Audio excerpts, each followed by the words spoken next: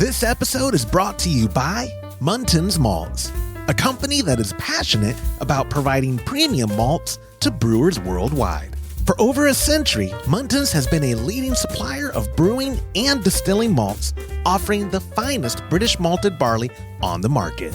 You can experience the difference Muntins offers by joining a recipe receiving tier of our Trub Club, because every kit that ships out now includes premium Muntins malt. You know, we've known the Muntins crew for a long time, and I can tell you, friend, you're going to love brewing with their grains. Ask your local supply shop to carry Muntins malts, or homebrewers can join our Trub Club at homebrewhappyhour.com/club, be a part of the community, and come brew with us. Thank you, Muntins, for supporting our efforts and homebrewers worldwide. Today's show is brought to you by Hopsdirect.com. Grown in the esteemed Yakima Valley on the Peterball family farm, Hopsdirect.com offers the widest variety of hops available online at incredibly competitive pricing.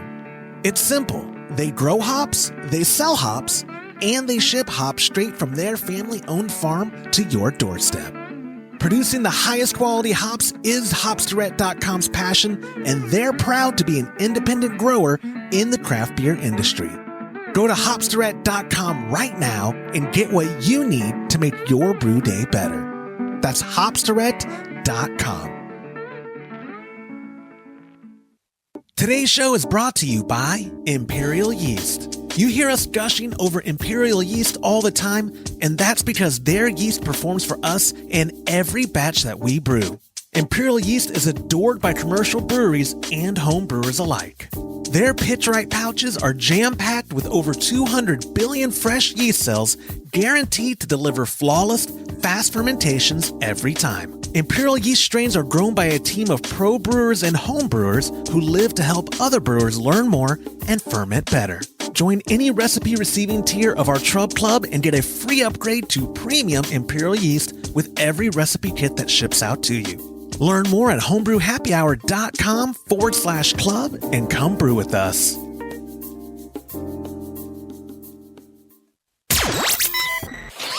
Entertaining shows with content that spreads information and sparks discourse throughout the community. This is the Pearl Media Network. Flow control faucets on column towers, carbonating kegs at room temp, what to do with an infected bucket, and replicating my favorite commercial beer. This is Homebrew Happy Hour, episode 461.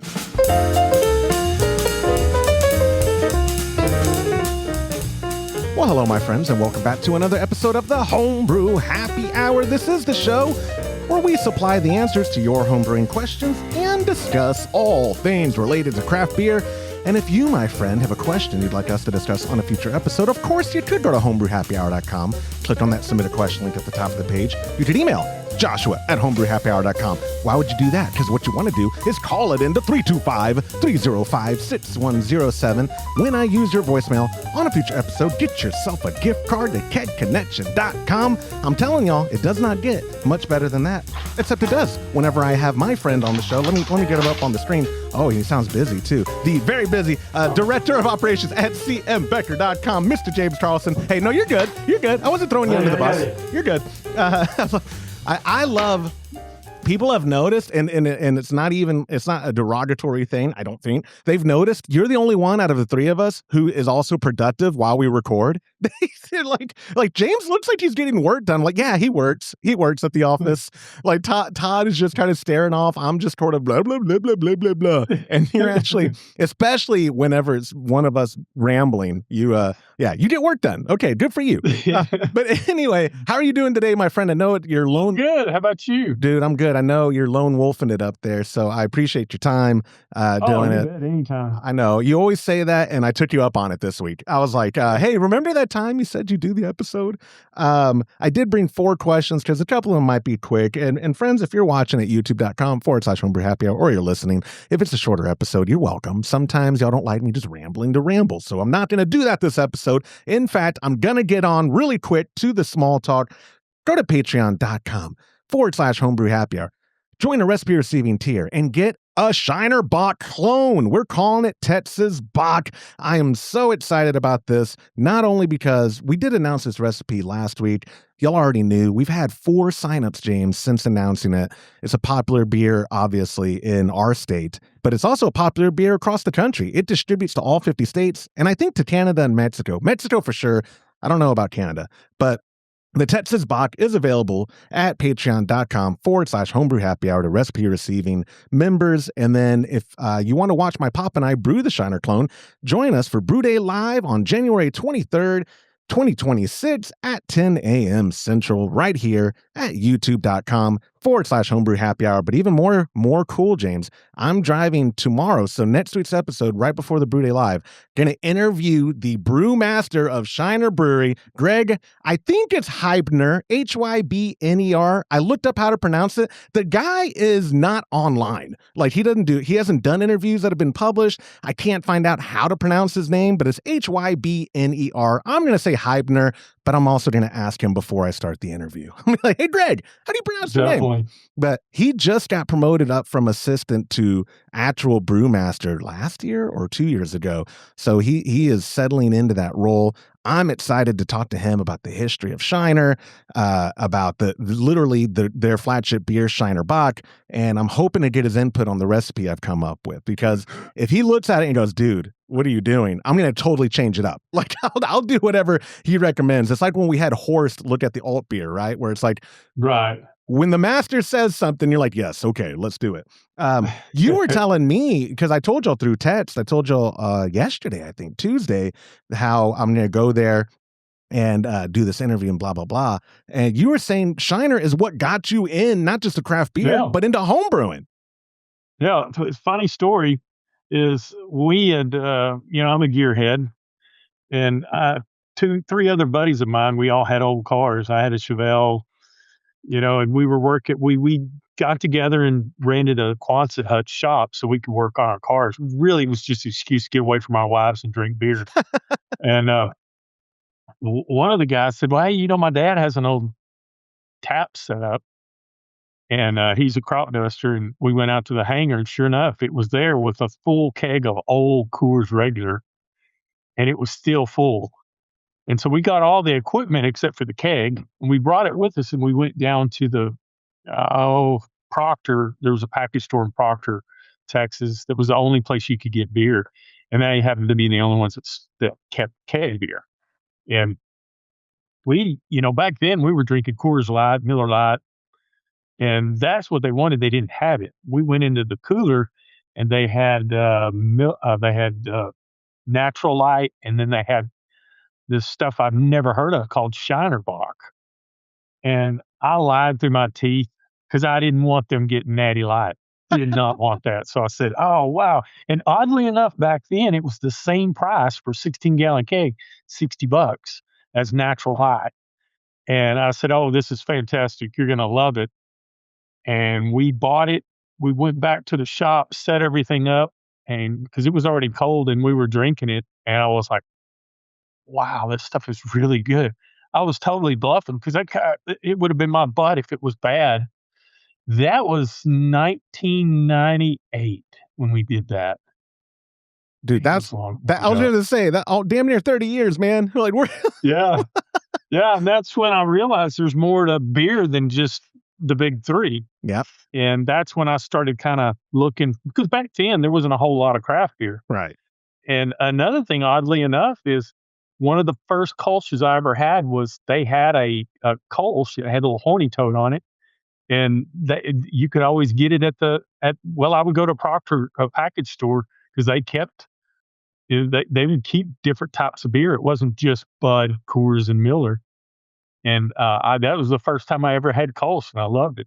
That I'm gonna have to bring that up. I'm gonna put Johnny on the spot. Yeah. Hey man, you're in charge now. Put the Kolsch back on. Let's get that. Yeah. They come out with the Brewer's Pride or Brewer's Select, right? And they did that as just like a limited release. But at one time, it was produced. Now he may say, well, they didn't do that for very long, but I can't remember when I couldn't get it, and then all of a sudden it was not on the shelf. So yeah. Of course, that was a long time ago, and I've gotten older. But they are the. In fact, remember when we were in? Was it Minnesota?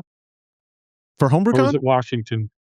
No, it's CBC. It was probably Washington, D.C. then, yeah. Remember, we were coming in from lunch, and the main guy from I do. Shiner was coming out. Yes, I do remember that. And I was like, I fanboyed on him and it scared him, I think. No. He was like, "Oh, leave me alone." No, I remember that. Nice. We were either was it a hallway or was it the elevator? But it was the main entrance. It was the entrance. Okay, I do remember that one, and then we ran into Charlie, and I think we all freaked out Charlie. But yeah, I do remember that because you were like, "That is Shiner Bock, like that is Shiner Brewery," and I was like, "How did you recognize that guy? Like, truly a fan of the brewery?" Because I wouldn't have known what he looked like, and that was CBC Washington was 2017, I think, or I believe it was 2017. I think that's right. Yeah, that was a good trip. That was our German counterparts came into town. That was when Stefan asked to walk around all around DC at like 10:30 at night to start it, and you and Todd both were like, "Not it." And I had to remember we're at the hotel bar, and he's like, "I brought my camera. Would anybody accompany me?" And Todd and you looked at each other like, "It's already late. We want to go to bed. It's DC at night." It's DC at night. Yeah, and y'all didn't tell me how dangerous DC is. Y'all didn't tell me. This is ignorance is bliss, dude. Oh, no kidding, dude. You got to tell. Is it Greg? Greg, yes, sir. You got to tell Greg that the German that in Dusseldorf, the only beer he loved, and we actually shipped him some, was Shiner Bock. I'm right. I remember you did that. We did it. Yeah, it was a beer trade, I guess, technically, even though I think that was the time when his beer got held up in customs. So we didn't even get our end of the bargain. No, in fact, we didn't buy for him. Remember, he came down to visit, and he bought 2 18-packs. That's what it was. And some other stuff, like a camera and all that, and then we shipped it back with some return products. Yeah. And that, yeah, he loves Shiner Bock, a German. So that will definitely give him a smile, because I'll definitely you can't get any better than that. I have to bring that up, and also that same German is probably going to do a repeat because he's coming to town in April. Our counterpart over at CMB Schankenlagen, y'all could go to cmbschankenlagen.de, figure out how to spell Schankenlagen. But if you just Google it, that's the Schankenlagen. Yeah, it's a trip. But that's our counterparts over in Germany, and their head honcho is coming over in April, and I guarantee you, that's going to be a perfect time to have this on tap. My pop and I will have it brewed. I'll bring a $5 to Todd's. Oh man, I'm going to pretend like I planned it. Brewed. I showed them how to brew it. And alt beer. That's the funniest thing. I was in alt beer country with 2 Germans showing them how to brew alt beer. It was surreal. Yeah, on a grain father, or was it anvil? It was the other one. The Brewzilla or Anvil, or Mash and Boil. It was one of those. It was the Anvil. It was Anvil's Foundry. That's what theirs was called. I think I brain farted on that on a previous episode, and someone wrote in, "It was the Foundry, idiot." Yeah, I don't even know if they still make it. I love their stuff. That's not dogging on them. I'm just not in the market. But anyways, yeah, I wrote that down to make sure, because you're right. It is funny. Like Stefan. What do you think he is? He's like Todd's age. He's like y'all's age. He's mid-50s. He's him and Todd are the same age, I believe. And they're late 50s. Yeah, they're like 58. And he is, ever since he's been of drinking age in this country, Shiner is his go-to. Shiner Bock has always been his go-to. So yeah, that is a nice tie around. And I'm so excited about the interview because I've been reaching out since early October. I have the paper trail to prove it, because I had to show Todd. I wanted him to be bad cop. I've reached out to a dozen breweries across the country, because our whole premise for 2026 is commercial clones every month of like people who've pioneered or gateways of different areas to craft beer, So I understand when I reach out to Sam Adams and they don't immediately get back to me. Okay. But I've been reaching out to them and a bunch of others, and nobody got back to me except for right now for Shiner. So that was one of the reasons they're January. But I'm also super excited because it's only about an hour and 15 minutes from my house. So it'll be a nice. That's so cool. Yeah, I'm so jealous. I'd like to go over there, but man, that's like a 3-4 hour drive one way. I looked it up from the office. It's 4 hours and 30 minutes. It's too far to drive. Yeah. I don't know, man.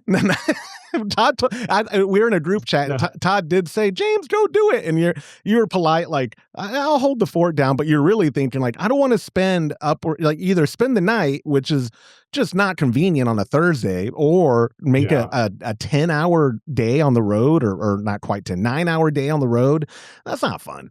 But anyways, Yeah, and I got to go out of town Friday afternoon, so I didn't want to press my luck. So yeah, no, I don't blame you. But maybe next time. But anyways, final reminder, guys, the Texas Bach is available, patreon.com/homebrew happy hour. Thank you to our sponsors, Hops Direct, Muntins Malt, Imperial Yeast, and Monster Brewing Hardware for supporting the efforts that we're doing to try to make this club great, specifically by giving us the premium ingredients that make the recipes great, but also to every member of our Patreon Chub Club, because we literally could not continue to do this without you. I believe that's all the small talk I have, so I'm going to go ahead and get this gong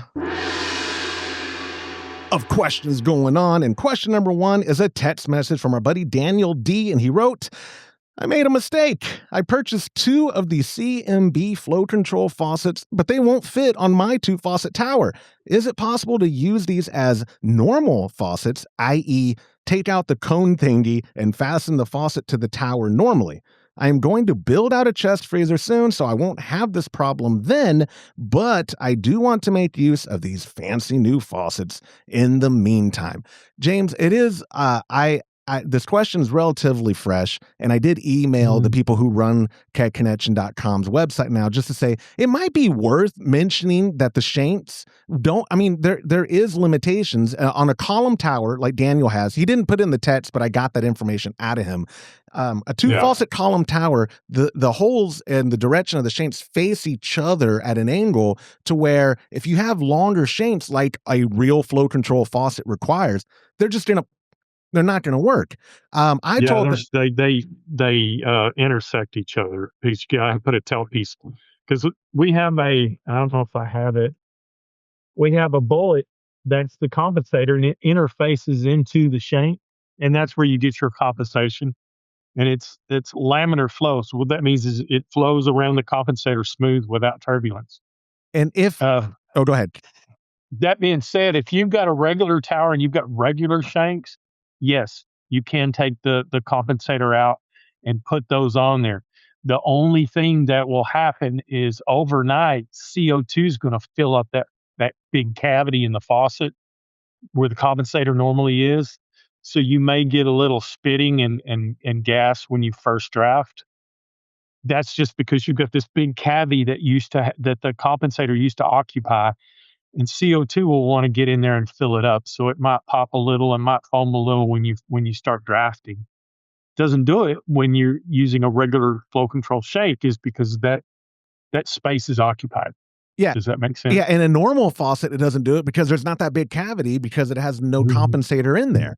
Right. And then also keep in mind with flow control, you've got to run minimum ID of 1/4-inch hose. Now with non-flow control, you want to run 3/16. Now I'm assuming that he's got an old setup with regular shanks and probably beer hose, 3/16 ID beer hose. So you should be all right once you get past that initial pour.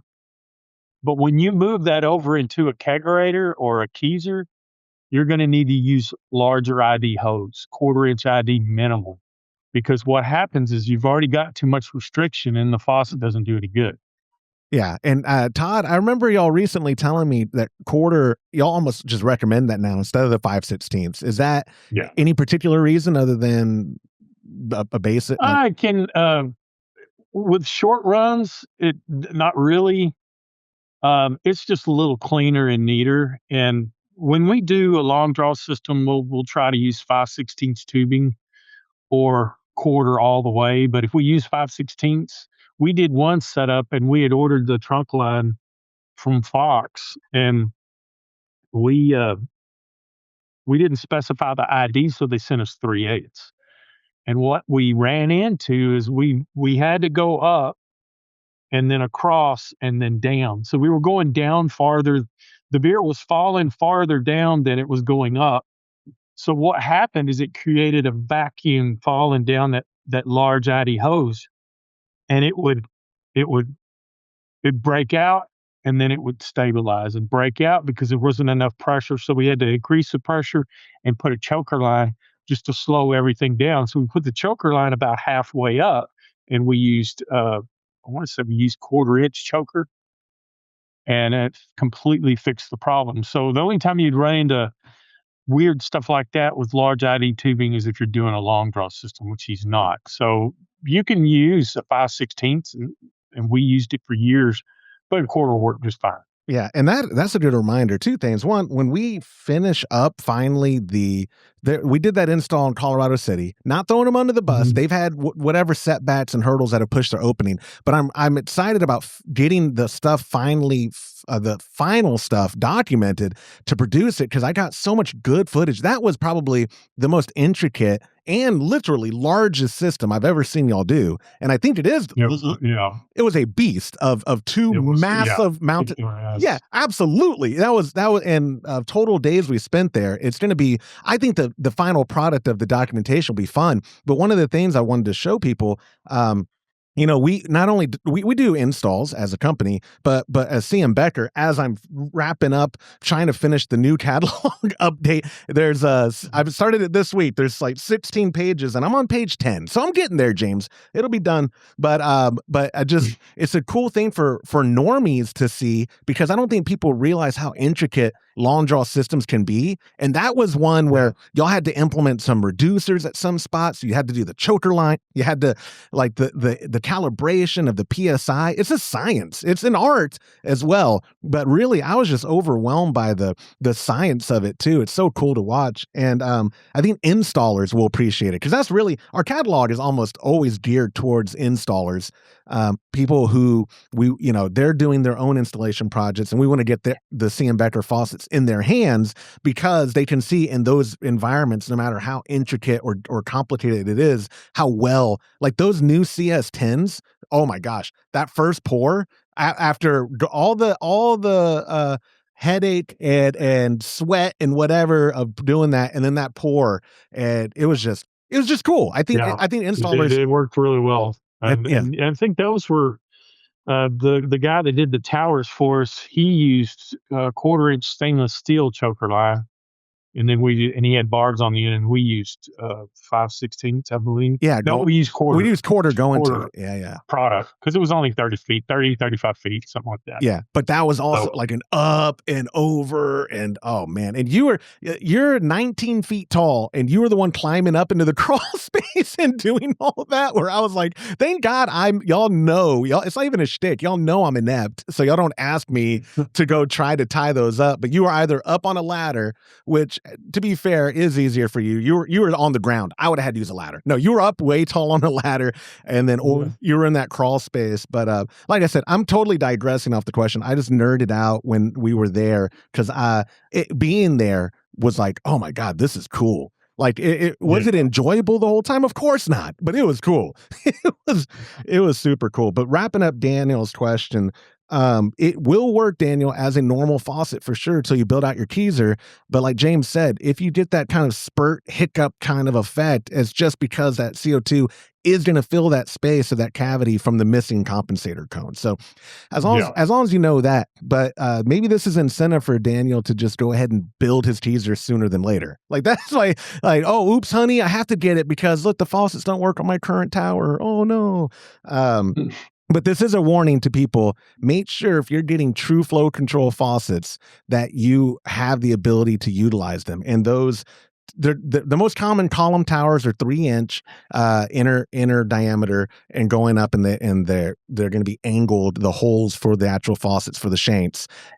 You can people get by with Perlick or Intertap because those aren't real flow control. Pardon me, that I'm going to get feedback on that. They're flow control, but they're not true flow control with a full size compensator. So then the very loosest terms, it's flow control, but it's not full. Yeah, I was trying to be cordial. It's not real flow control. I could say that. It's not real, but I was trying to be cordial because the industry, I mean, it's not, I have no ill will towards them, but people don't realize there is a difference in what flow control means. It's not just semantics. It's either, are you actually wanting to control the complete control over the pour, or just the velocity of how it comes out? Because that's not flow control. That's just stopping it from going out too fast. It's not actually compensating. And then the creamer function and all that, just for my question to you, that should be functional, or it won't be without the compensator in. When he uses it as a normal faucet, it's not going to have anything to push against, or will the creamer function still work? He hasn't.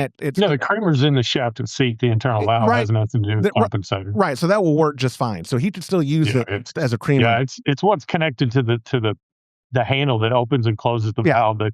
The creamer functions in the valve, not the compensator. Right. So he's just going to be losing the flow control functionality. But again, build out that keezer, Danny boy. Do that, and we will hopefully hear an update from him. And send us your photos. We love hearing from you guys when you do builds, especially if you try to give us credit. I love that. It's all about me and my glory. And Daniel, thank you so much for submitting that question. Moving on to question number 2. It was an email. Our buddy Jonathan wrote in, "Hey guys, love the show. Got a 2-part question about getting my fizz right.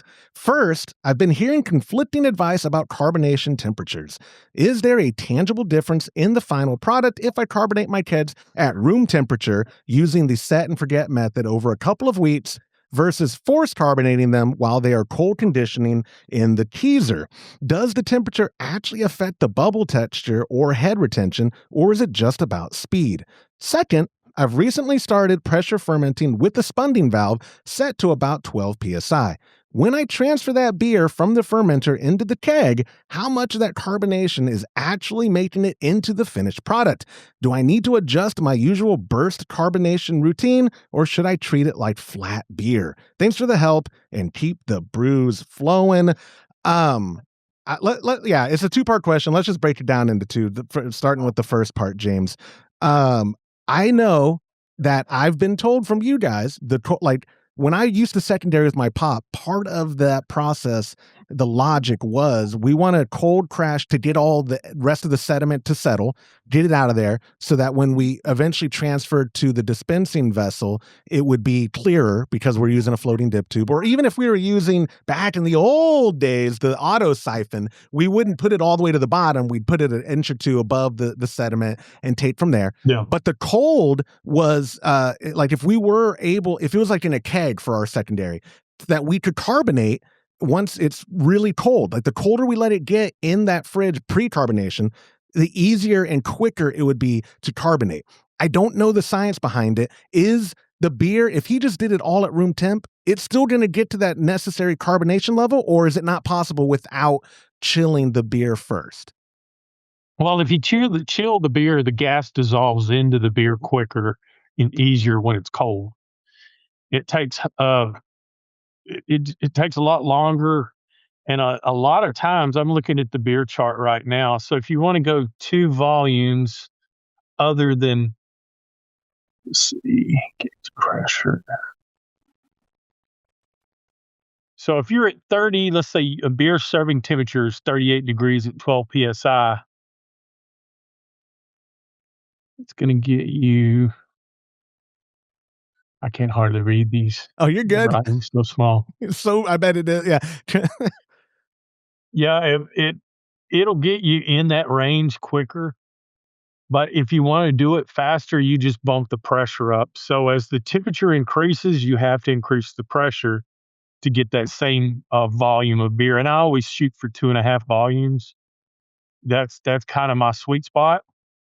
But if you're, let's say you're at 60 degrees, to get 2.5, you're going to need to be at 24 psi. And that's just because it's incremental. So the warmer you go with the beer, the higher the pressure has to be to get that CO2 to dissolve into the beer.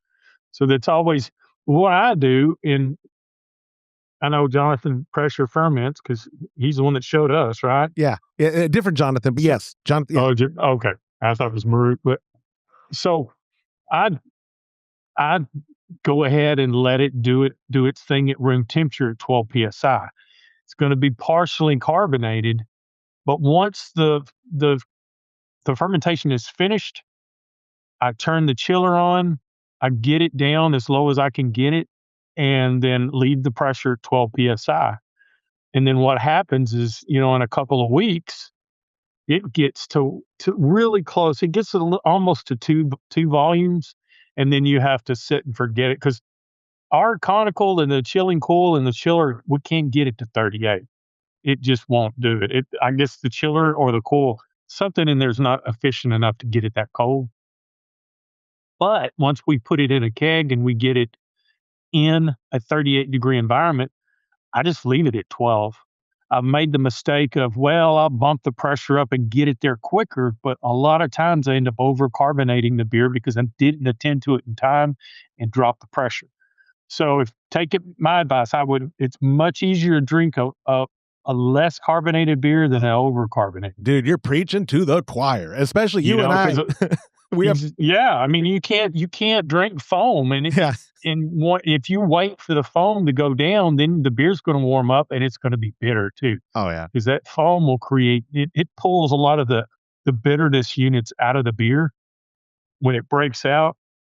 Kind of sets in that foam, and it can affect the way the beer tastes. So that would be my thing: is keep doing your pressure fermentation. But when you get if you don't have the ability to chill it down, then just go ahead and get it cold, put it in a keg and get it cold, cut the tube off. Now this is only if you don't have the ability to pre-chill. If you have the ability to pre-chill, and let's say you're using a conical, then you're in the best of both worlds because all that junk will settle at the bottom of the keg. You've got that racking cane that you can adjust, and you can get it cold, get it starting to carbonate, keg it, put it in the cooler or your kegerator or whatever you're serving out of, and get it at 38 degrees and put it on 12 psi, and you'll be fully carbonated in about a week. Yeah, and for me, that process too is a lot easier to remember because, like you said, if I'm trying to do okay, I get it in the keg, I let it chill, and then I'm going to put it at 30 for a few days, and I always forget. And then it's overcarbonated, and then Todd yells. I don't know if you have the same trauma I have, or how many times Todd has told, I use trauma like teenagers use it nowadays. Everything gives me trauma. But Todd is critical if you overcarbonate. He'd be like, it's trouble, man, it's overcarbonated. So every beer I take him is undercarbed, and I'm fine with that because he can correct that. He can mitigate that, no problem. I know he'll bring that up to where he wants it, and that's the best of both worlds. Yeah, man, I sent it to you a little undercarb, get it to where you want it. Perfect. If I send a beer to him overcarb, I never hear the end of it because he's like, oh, great, I just purged the keg. I guess I'll drink it in 10 days or whatever. And it's hard to come. He's more patient than I am. Oh, yeah, me too. But like you said, I just went on Homebrew Happy Hour. We have a carbonation chart. Apparently, I use Chrome, and I guess I have I don't know if ad blockers, but no, I have an ad blocker thing. It counts it as an ad. It's just an image on the sidebar. If you go to Homebrew Happy Hour, friends, and you don't see the download our carbonation chart, it's because of your ad blocker. If you don't want to disable your ad blocker on our website, I totally get it, even though, that's really hurting me financially. But I get it, whatever.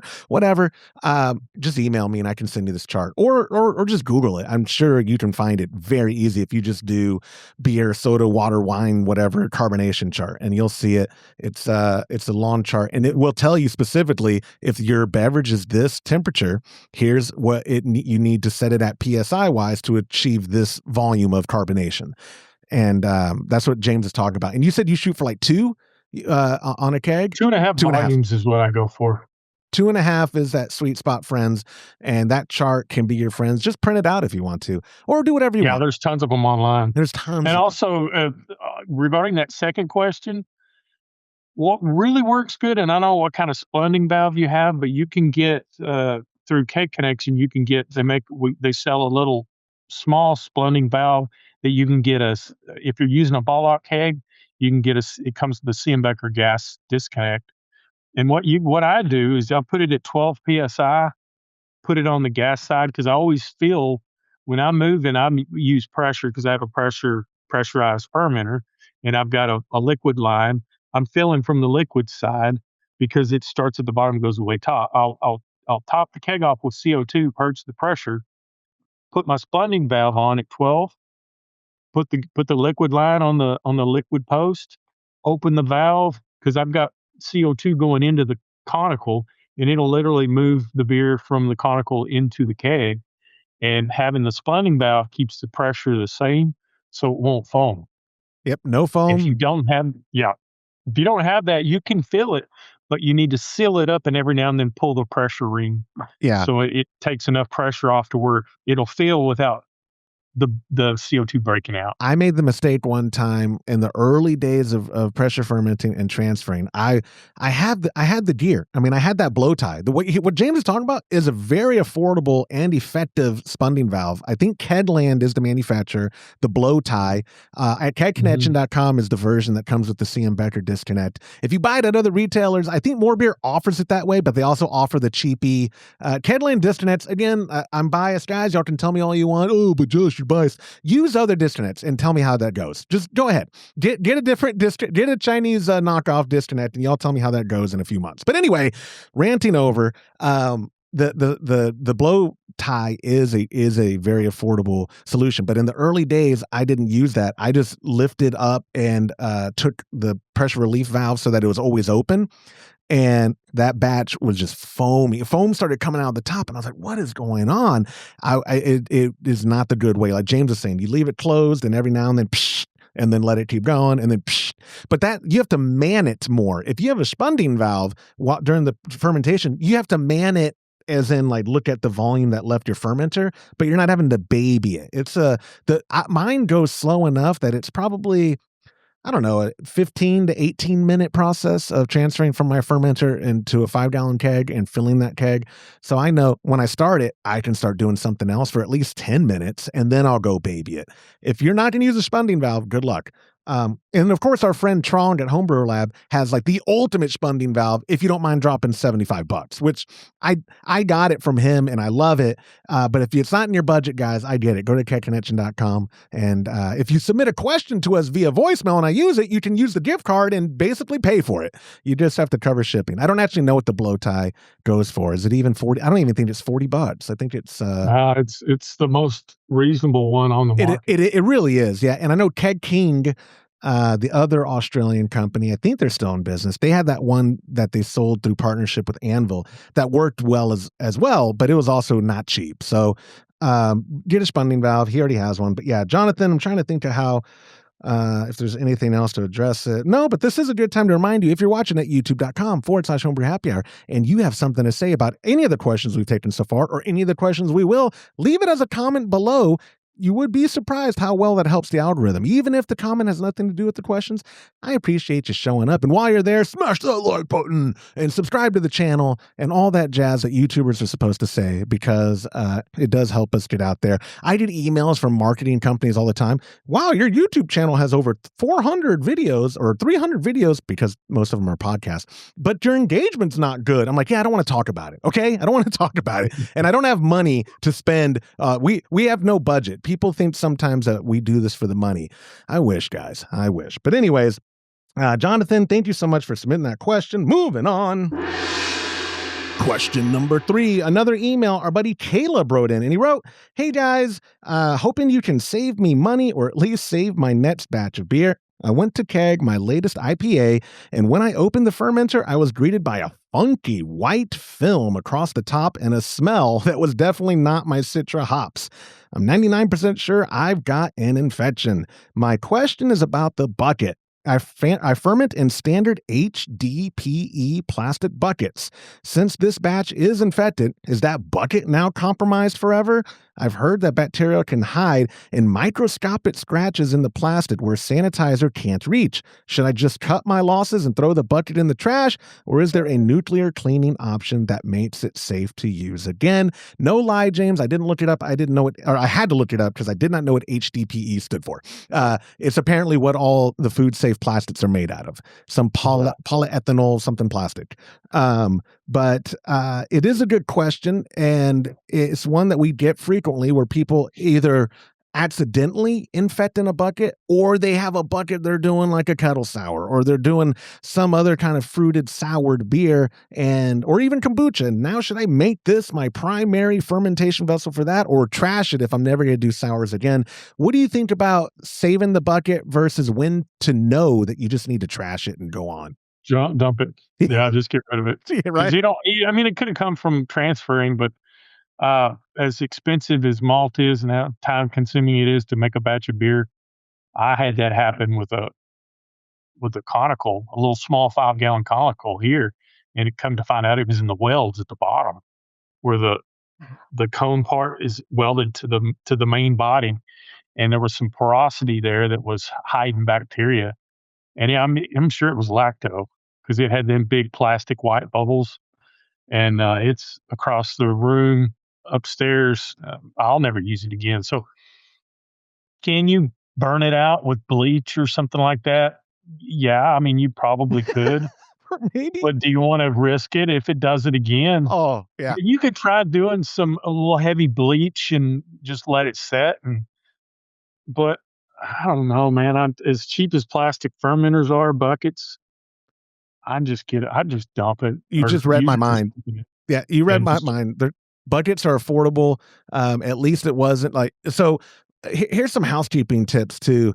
Any plastic fermenter, the like the Firmzilla I'm using, or a bucket, abrasive brushes are your enemy. Like you should be using soft cloth. Or maybe a Scrub Daddy, the soft side. But even then, I don't know. Don't use Scotch Brite. Don't use abrasive type of brushes because even if you don't see the scratch, it's making it on there. And the plastic, if bacteria houses itself in there, like Caleb already said, that I think iodophor on paper, their old marketing guy, or I forgot what Jonathan Edel or Etley, I forgot what his name was. He's not with them anymore. But by the way, I remember he made the claim like iodophor is the most effective for killing yeast of this whole spectrum, because there's a spectrum of yeast and the kinds that we don't want to end up in our fermenters. And even then, if the bacteria is hiding in these scratches, these abrasions you've created in your fermenter, you're SOL, man. Like you're and like you said, the worst case scenario is I did a bleach soak, I did a brew clean bath, I did an iodophor wash or rinse, and the next batch I spent $80 on my ingredients, and it's infected again. And you spent all that time brewing, and you spent all that money on ingredients, and you got another infected batch. And nobody that's the worst feeling in the world, to waste your time going for and getting an infected batch. But like James said, buckets are cheap. In the bigger picture of brewing equipment, buckets are cheap. May I recommend, like I do every episode, and they're not, the affiliate links aren't working. So again, guys, this isn't a money-making thing.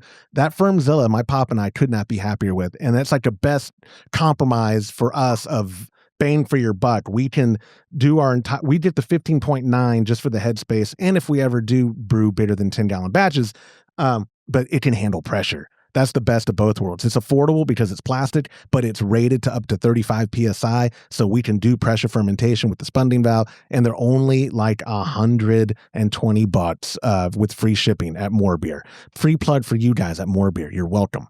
But that would be what I'd say. Dude, make it in your budget, Caleb, to go get the Firmzilla. Or, like we talked about last week, get a conical if you really got the budget, and then you're not going to have to worry as much. But what do you think? I guess before I wrap it up, I'll let you say it because you have more experience with stainless steel fermentation. I would imagine you don't want to use abrasive brushes on those either. What are some cleaning? Well, stainless steel is pretty hard. Okay. So I can use like a kitchen Scotch Brite. I haven't had any issues with it, but like I said, stainless steel, if anybody's ever drilled into stainless steel, it's pretty hard material. The problem you run into, like we do with that other conical, is anytime you have to weld, you have to brush, sand, and polish those welds just to make them smooth. But the good thing about the spike conical that I have is it's pressed in one piece. So there's the only welds on there are the fittings on it. So it's been pretty good. We've had it 9 years now, I think. Yeah. And I've had good luck with it. Yeah. Just every now and then I'll completely disassemble everything and I'll scrub every part. But usually for the most part, I just leave it all in one piece, fill it up with some brew clean and scrub it with a green kitchen scrubber and let it soak, rinse it, and that's fine. But every now and then you got to take it all apart. Yeah, and another free plug for those guys, because we love what Spike's doing. But Spike makes great equipment. Blickman makes great equipment. SS Brewtech. stop me if you've heard this before, friends watching the show.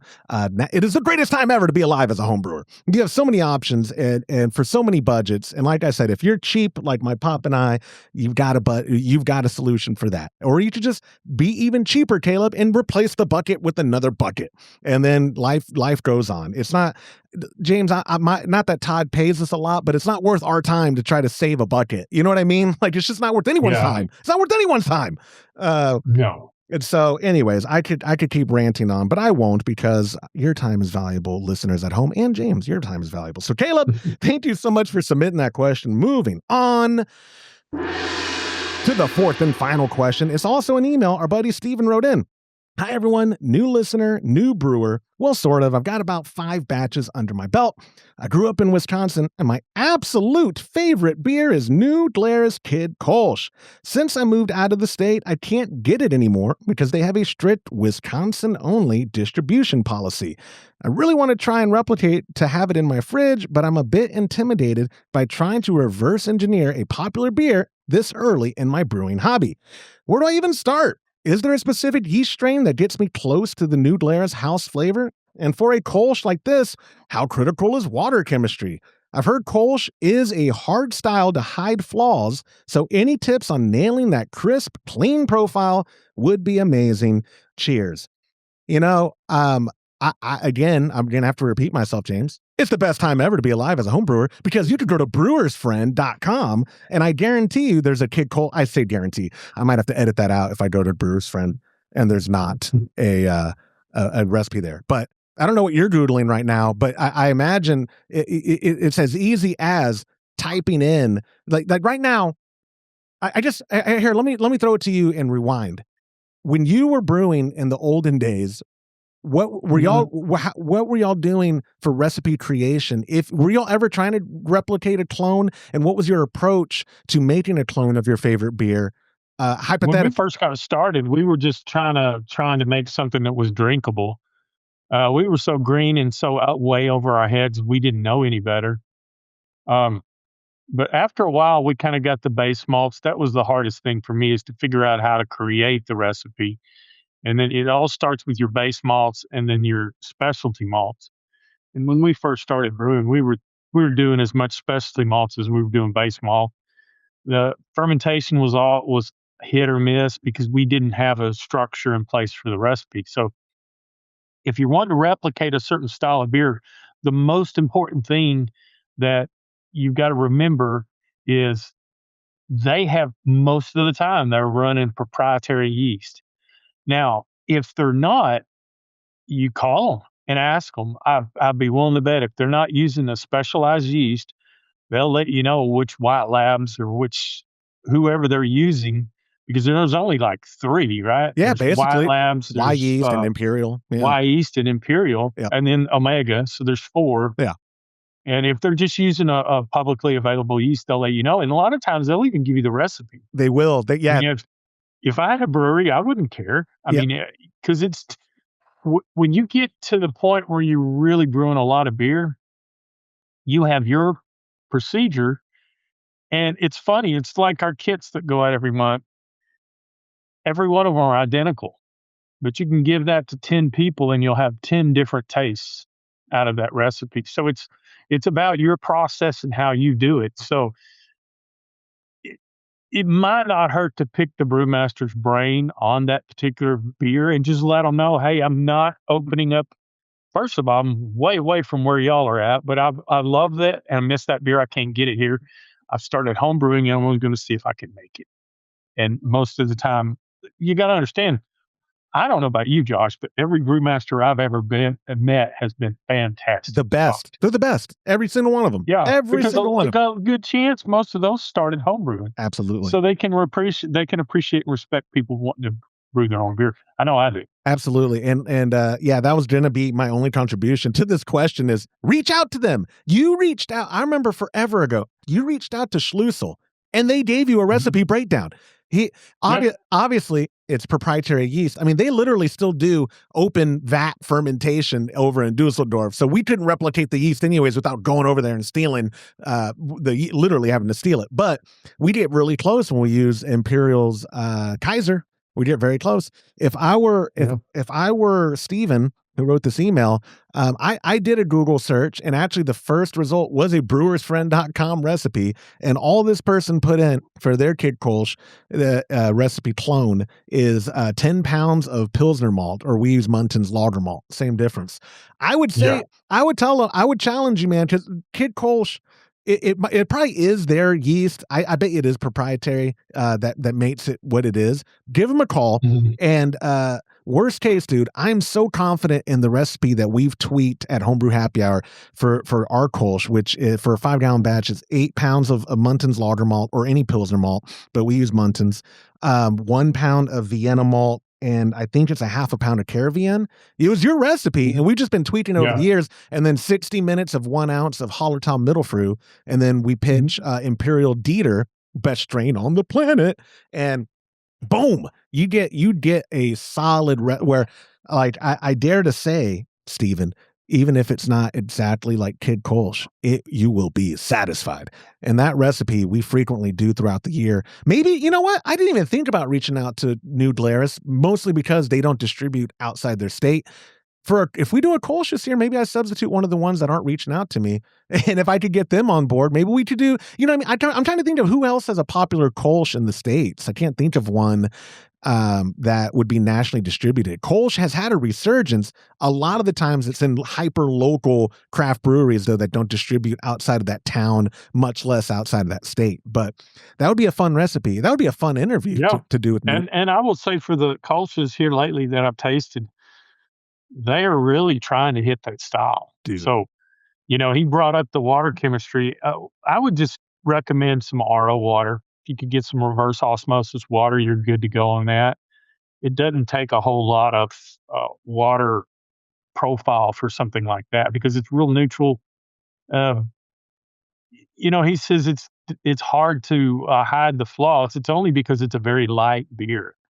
And what I mean by light is not like Miller Lite or Coors Light. It's a delicate, it has a delicate note. There's not a lot going on. So let me put it to this way. If you are doing like Josh's coffee stout, there's layers of flavor there, and you can hide flaws and layers of flavor easier than you can when there's no layers. Yeah. I mean, especially a smash beer is a good example. Yes. If you're running a smash bill and just single malt, single hop, there's really not a lot going on there except for the yeast and whatever hops you're using. But if you have any kind of deviation, you'll know it. Yeah. So, and you can tell that. I tell you what I ran into when I started first pressure fermentation. I wouldn't pressurize the fermenter, because I don't need to do that. The yeast will do that in about 5-10 hours. Well, come to find out, what happened was, because we were warm and we were not under pressure, that yeast is just going to town like crazy, and it was creating a lot of off flavors and little phenols. So I had Lorena come. She came down one weekend, and I said, I can't nail this flaw. And she told me, she said it was yeast. And I started, always pitch your yeast last. Don't put it in first and then transfer your wort. Transfer your wort and then put the yeast in. But I pressure it up to 10 psi right immediately after I put the yeast in, and then turn the gas off. And then that usually will get, because when you get those yeast cells under pressure, it slows everything down. And that's what lagering does when they're cold. It slows the activity down. It lets them take their time, and it doesn't produce any off flavors. So that's real important to do if you're pressure fermenting. Yeah, I agree completely. That was also a game changer for us. And Todd, you know, I don't think he's splitting hairs. He with the Kolsch, he makes a good point. Oh, but you might be suppressing the esters too much. But the results I've had with the Kolsch, my pop and I have done, I'm fine with it. Like, I don't, you know what I mean? Like, it's been, if there could be a little bit more fruity esters, that's fine. But I'm in the style, because like you could go to Cologne and have 15 Kolsches, and they all are on the spectrum of Kolsch, but they're all different in their fruitiness and their bitterness. So even with Yeah. Totally. Absolutely. That's why, Todd's favorite. Well, I mean, he changes all the time. I think right now he would say Fuchsin, or was it Uruga that he says is his favorite? Uruga. Yeah, Uruga. Yeah, that's his favorite. Where like you've always been tried and true Schlussel, and you put those two next to each other, you're going to have a good time, but you could tell they're not the same beer. You cover your eyes, and you, James Tarleson, are going to know that was Schlussel and that was Uruga if those are the only two options, because you know their flavor profiles. They're both alt beer, but they're both different enough to notice. And where people can get a good example is like I've started, believe it or not, drinking bourbon, and it's a wonderful beverage. I'll have a little bit at night, but a good example on when we're talking about alt beer is I don't know if you ever drink bourbon, but Buffalo Trace is really good. Smooth. For the money, it's a sipping beer. Yep. I mean whiskey. I understand. And I got a Four Roses, just a regular Four Roses, and it's the same difference. It's still a bourbon, but it's not Buffalo Trace. Just like Uruga is not Fuchsin. Yep, exactly. And it's not Schlussel. Schlussel number 1, Fuchsin number 2. And those are my 1-2 on alt beer. Peters on Kolsch is number 1. Yeah. And Fruit is number 2. Yeah. And I like Dome. It's all right, but Peters is just, it's the Blantons to me. I mean, that's good. Peters Kolsch, if we could get them to distribute in the States, that would be but again, like you said, rewinding a little when we were talking about, there are so many local breweries. I don't think any of them have mastered it, because those breweries, we're talking about hundreds of years of effort, right?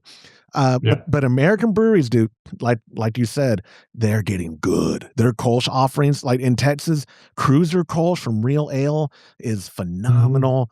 Get back to me, Real Ale. I want to feature Fireman's 4 on this year. I want to do it. Get back to me. If they don't reply to my emails, they're not watching the show. And also shout out Real Ale, Hans Pils, best German Pilsner you can get in the United States. That's not brewed overseas. Warsteiner's, and it's priced right in the 12-pack range. That's what I mean. It's actually cheaper than Shine. It is. Hans Pils. If that's all I had, if that's all I could get for the rest of my life, I'd be a happy guy. Hans Pils is the best domestically brewed German Pilsner. But either way, the Kolsch is there's so many local breweries, and I guarantee you, wherever state people are in, is it going to be Kid Kolsch exactly? Maybe not, Stephen, but Kolsch is a style worth brewing. I highly recommend our True to Style. It's at homebrewhappyhour.com. Just go to the recipe section. You'll see it there. It's freely available on our Brewer's Friend profile as well. And then, like James suggested, call New Glarus or email them if you don't want to talk over the phone. You might be a millennial or a Gen Zer and don't like talking on the phone. I get it, bro. But just contact them, and you'll probably be surprised how eager they are that you want. They're going to take it as a compliment that, hey, I can't get your beer anymore legally unless I have someone, I say legally, I can't get it unless someone smuggles it to me, or I have to make that long drive or flights or whatever, but I want to try to replicate it. What's the recipe you think I should brew, and what's the yeast strain that could get me close? And I bet you they'll give you that info. Or worst case, you find out they're jerks and you never want it again anyways. It's a win-win, Stephen. It's a win-win. But anyways, I appreciate you writing in, Stephen, and everyone else. And a reminder for the last time, if you have a question, of course, most of y'all have been emailing or texting me, and that's great, to 325-305-6107. But that same phone number is a hotline as well. You'll hear my voice. You'll hear a beep. Leave a message if I play your voicemail on a future episode. Get yourself a gift card to kegconnection.com. It really doesn't get much better than that. My friend, I appreciate your time. I said I was going to make it quick, and it was an hour. My bad. But I always, y'all should know by now. My earbud just went out. I'm so sorry. But anyways, I do appreciate your time, my friend, and I'll catch you soon. See y'all. And that will do it for this episode of the Homebrew Happy Hour. If you have a question you'd like us to discuss on a future episode, of course, you could go to homebrewhappyhour.com and click on that submit a question link on the top of the page. But why don't you call it in to 325-305-6107 and potentially get yourself that gift card to kegconnection.com. Big breath for Thank you to our show sponsors like Muntins Malt, premium grains for a better brew day. If you aren't already brewing with Muntins, you can give them a try exclusively through the Chub Club at patreon.com/homebrew happy hour. For the best hops available, give our friends at hopstrat.com a visit and pick up what you need for your next brew day. Also, get a pack of premium Imperial yeast along with delicious recipes from us when you join the Chub Club. One more time, patreon.com/homebrew happy hour. Join a recipe receiving tier and come brew with us. A huge thank you to every member of our Chub Club. I'm Joshua Stubing. Thanks for listening.